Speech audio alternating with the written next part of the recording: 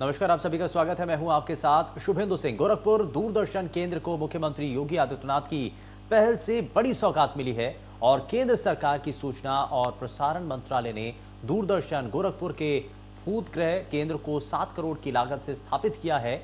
और इसे जहां स्थानीय लोक और भोजपुरी कलाकारों को मंच मिलेगा, तो वहीं पर्यटन को भी बढ़ावा मिल पाएगा। इसके साथ ही सांस्कृतिक, धार्मिक और ऐतिहासिक धरोहरों के बारे में लोग जान पाएंगे। इस कार्यक्रम को संबोधित करते हुए सीएम योगी ने कहा कि सरकार पर सभी क्षेत्रों के लिए लगातार काम कर रही है और वहीं इस सौगात के बाद अब गोरखपुर कलाकारों में भी इसको लेकर काफी खुशी है। वो कहते हैं कि उन लोगों के लिए ये मील का पत्थर साबित होगा, क्योंकि उन्हें अपने ही इलाके में एक मंच मिल जाएगा अपनी पहचान बनाने के लिए।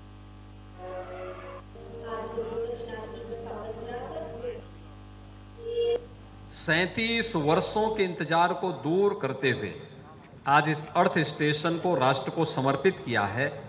मैं इसके लिए पूर्वी उत्तर प्रदेश की 5 करोड़ जनता की ओर से उनका हृदय से आभार व्यक्त करता हूं, हृदय से धन्यवाद देता हूं।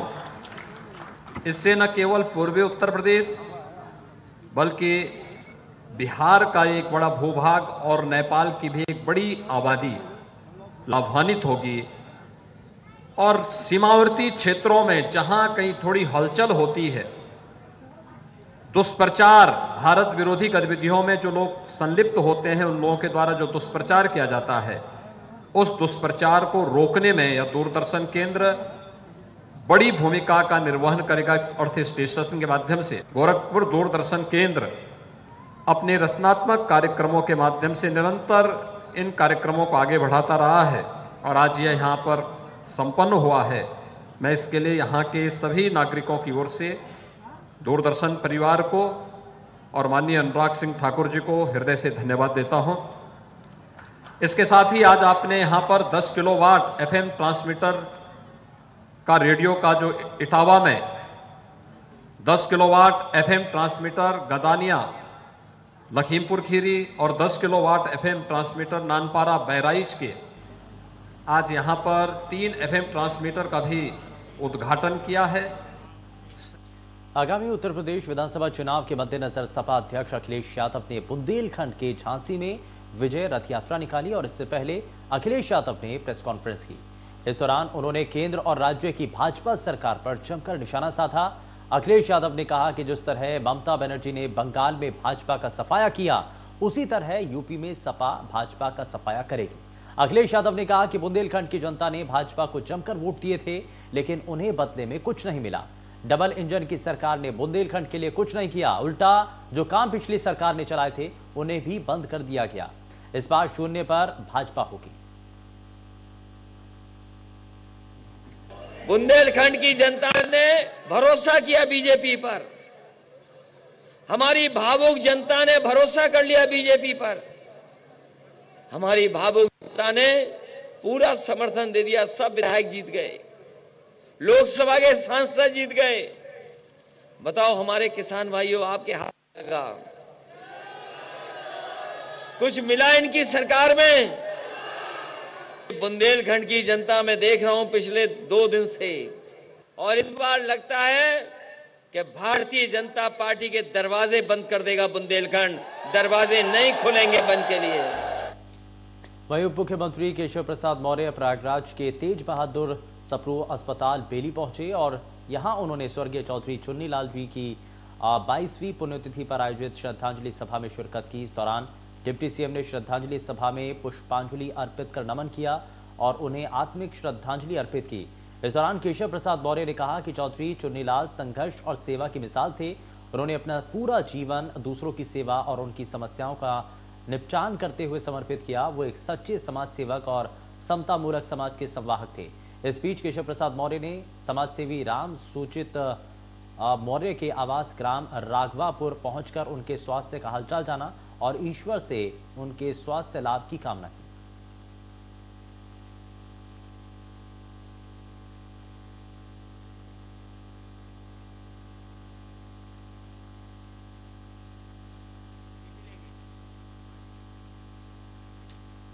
वहीं शाजापुर में विश्व दिव्यांग दिवस के अवसर पर कार्यक्रम का आयोजन हुआ। यूपी के वित्त मंत्री सुरेश खन्ना दिव्यांग समारोह में शिरकत करने के लिए पहुंचे, जहां उन्होंने दिव्यांगों को हरी झंडी दिखाकर ट्राई साइकिल देकर रवाना किया। इस दौरान जिलाधिकारी इंद्र विक्रम और एसपीएस आनंद ने दिव्यांगों को ट्राइसिकल, ईयर स्टिक समेत तमाम दिव्यांग उपकरणों को भी बांटा। ट्राइसिकल पाकर दिव्यांगों ने खुश होकर सरकार का धन्यवाद किया। इस मौके पर सुरेश कुमार खन्ना ने कहा कि हम अपने आस्था केंद्रों का सुदृढ़ीकरण कर रहे हैं और इसमें कोई अभियान चलाने की जरूरत नहीं। वैसे भी हमारे आस्था के केंद्र मथुरा, काशी, अयोध्या भारत ही नहीं पूरे विश्व में पूजनीय है। विकलांग दिवस है और विश्व विकलांग दिवस है। अपने आस्था के केंद्रों को सुदृढ़ करना, मैं समझता हूं कि न तो इसके लिए किसी विशेष अभियान की ज़रूरत है, ये तो सदैव हो सकता है। जितने भी हमारे आस्था के केंद्र हैं, क्या उनको सुदृढ़ नहीं करते? तो उसमें कौन सी बात है कोई खास?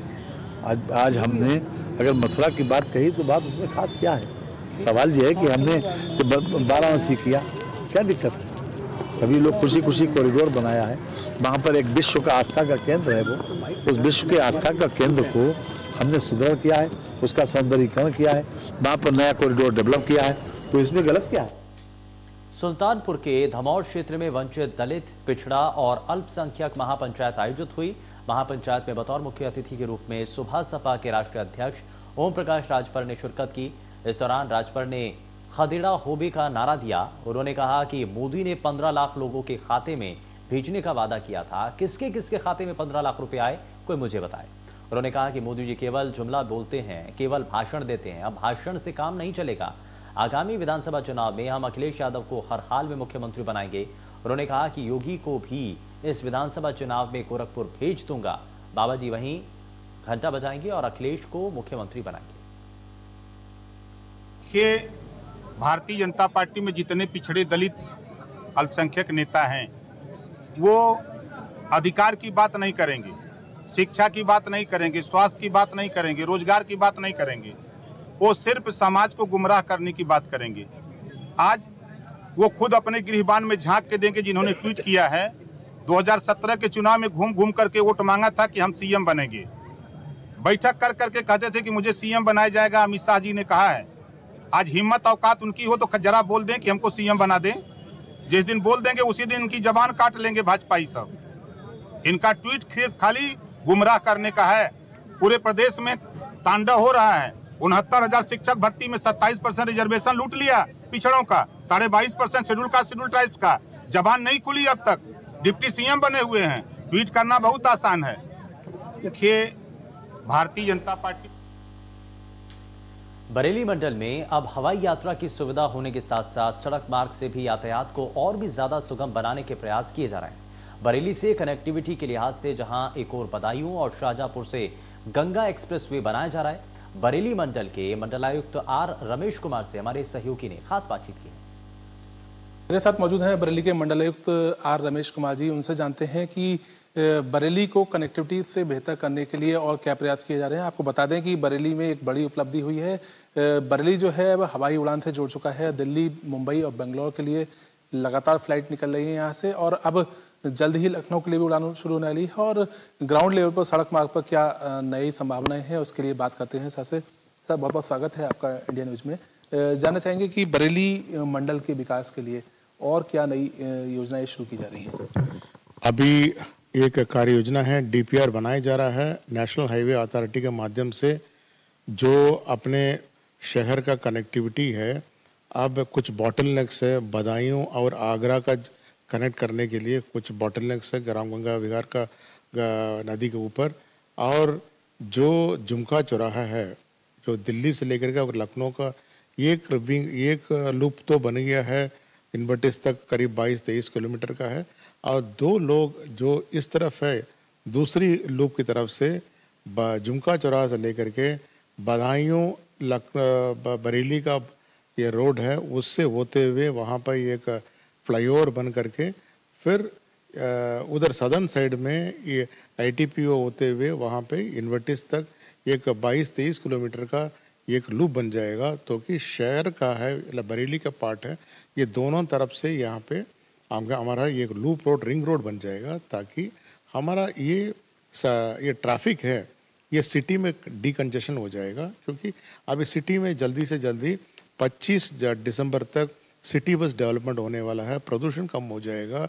और ऑलरेडी जैसा आपको मालूम है, ये बरेली सिटी से करीब 2 महीने पहले हमारा उड़ान सीधा हवाई जहाज है पूरा इंडिया में कनेक्ट हो गया है। दिल्ली और मुंबई और बेंगलोर, ये 3 सिटी से कनेक्ट हो गया है, और वहाँ से अन्य सिटीज़ को भी कनेक्ट हो गया है।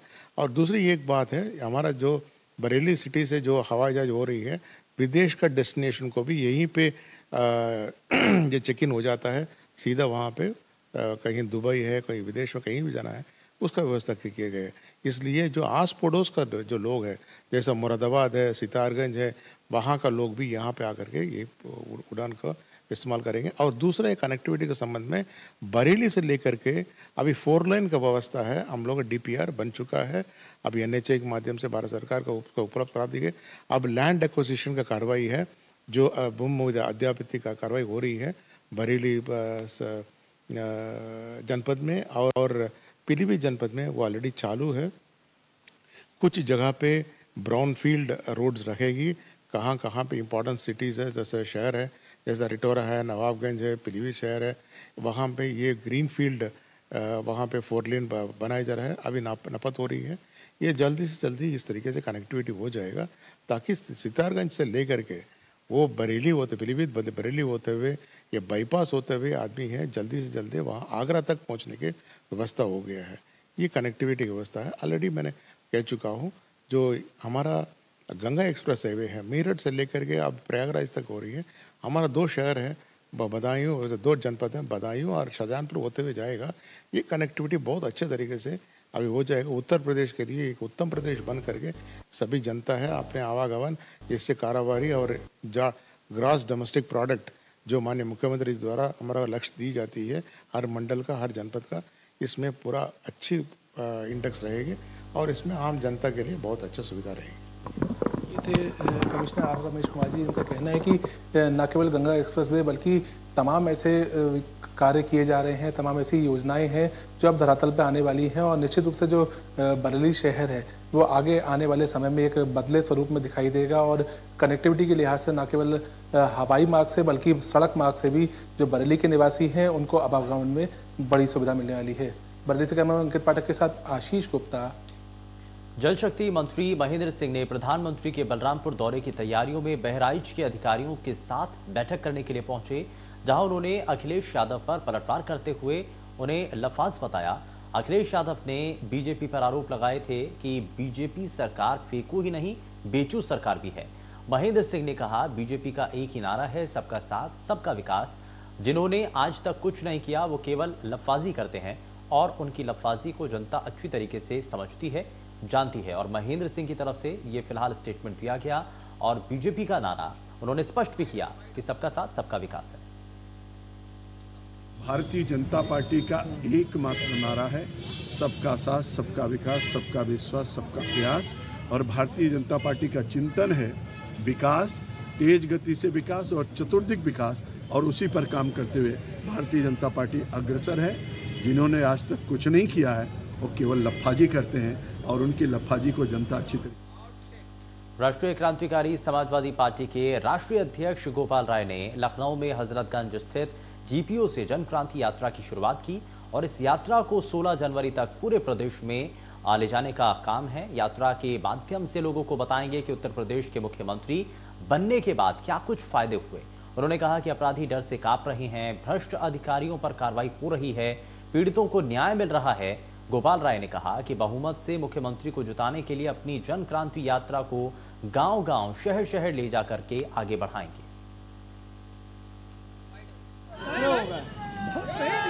हम लोग आज जन क्रांति यात्रा लेकर के 16 जनवरी तक हम लोग पूरे प्रदेश व्यापी जन क्रांति आंदोलन चलाएंगे। इस आंदोलन के माध्यम से हम जनता को बताएंगे कि मुख्यमंत्री योगी आदित्यनाथ के मुख्यमंत्री बनने के पश्चात क्या फायदा हुआ। फायदा ये हुआ कि अपराधी थर थर कांप रहे हैं, और वास्तव में जो जितने भ्रष्ट अधिकारी हैं उनके ऊपर गाज गिर रही है। और सबसे बड़ी चीज़ ये है कि पीड़ितों को तत्काल न्याय मिल रहा है, और आने वाले समय में मुख्यमंत्री को प्रचंड बहुमत से हम लोग जिताने के लिए अपनी जनक्रांति यात्रा को लेकर के गांव-गांव, शहर-शहर जाकर के हमारी टीम के जो अन्य पदाधिकारी हैं उसके लिए उनके किए गए कार्यों को अवगत कराएंगे। खबर आगरा से है, जहां मोहब्बत की नगरी में इश्क मुश्किल बनता हुआ नजर आया है। कातिल बन गया इश्क। प्रेमिका ने प्रेमी के संग मिलकर प्रेमी की हत्या करा दी और पुलिस ने इस वारदात का खुलासा किया है। 4 लोगों ने पीट कर हत्या की वारदात को अंजाम दिया था। पुलिस ने महिला सहित 2 लोगों को फिलहाल गिरफ्तार किया है। हत्या में शामिल 2 आरोपी अभी भी फरार बताए जा रहे हैं।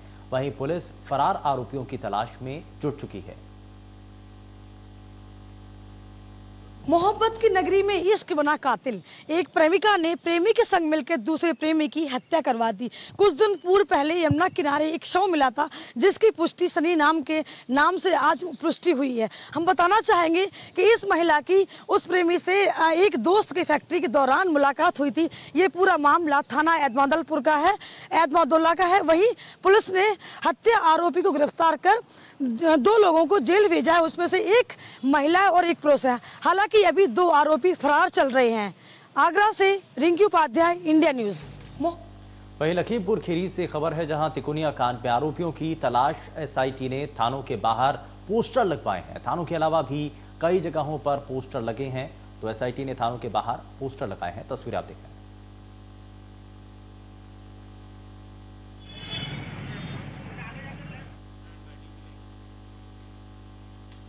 वहीं कन्नौज में अधिकारियों की प्रताड़ना और वेतन न मिलने से परेशान ब्लॉक कर्मी ने फांसी लगा करके आत्महत्या कर ली। मृतक कर्मी ने मरने से पहले सुसाइड नोट भी लिखा, जिसमें उसने अपनी मौत के लिए विकास विभाग के प्रधान निदेशक को जिम्मेदार ठहराया। साथ ही कर्मी के सुसाइड से आक्रोशित कर्मियों ने ब्लॉक का गेट बंद कर प्रदर्शन शुरू किया, तो सीडीओ ने जांच कराकर कार्रवाई का आश्वासन देकर प्रदर्शन खत्म कराया। कर्मियों का कहना है कि लंबे समय से अशोक को प्रताड़ित कर रहे थे और उसका वेतन भी कई महीनों से नहीं मिल रहा था, जिसके चलते उसने आत्महत्या जैसा कदम उठाया।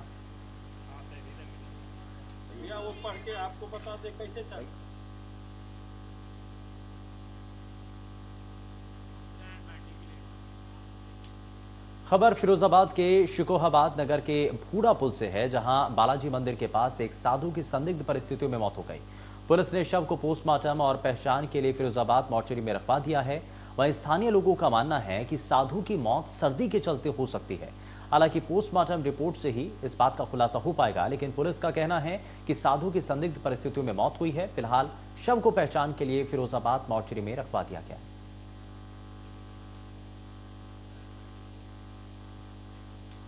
खबर नोएडा से है, जहां पुलिस ने ऑनलाइन सट्टा लगाने वाले गैंग के खिलाफ कार्रवाई की है। पुलिस ने मिंडा तिराहा के पास सेक्टर 60 से गैंग के 3 अभियुक्तों को गिरफ्तार किया, जिनके पास से 26 अदद और एटीएम कार्ड और 9 फर्जी आधार कार्ड, 6 मोबाइल समेत 4,50,000 रुपए नगद और एक बाइक सुजुकी जिक्सर बरामद की है।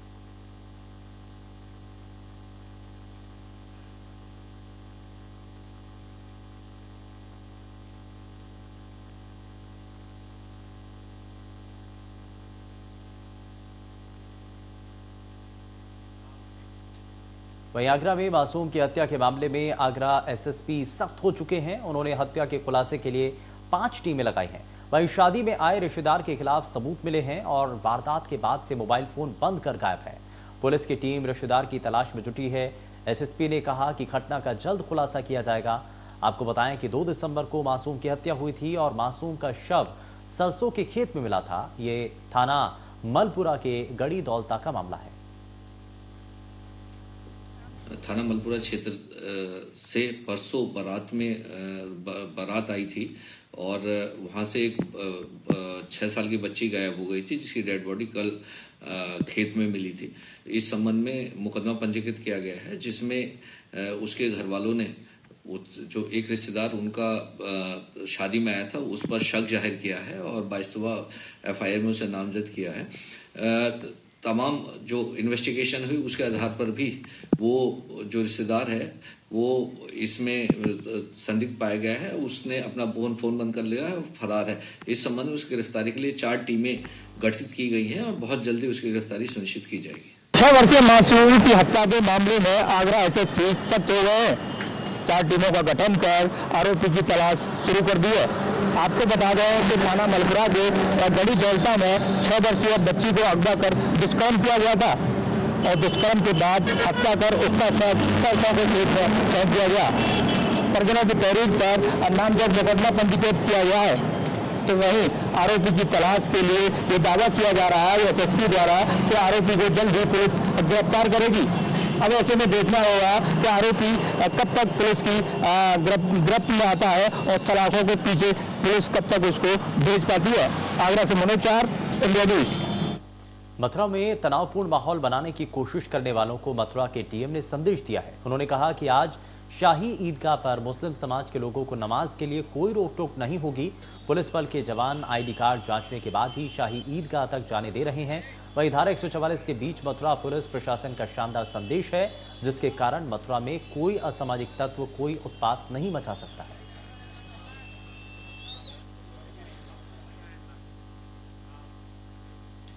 बुलेटिन में फिलहाल के लिए बस इतना ही। नमस्कार।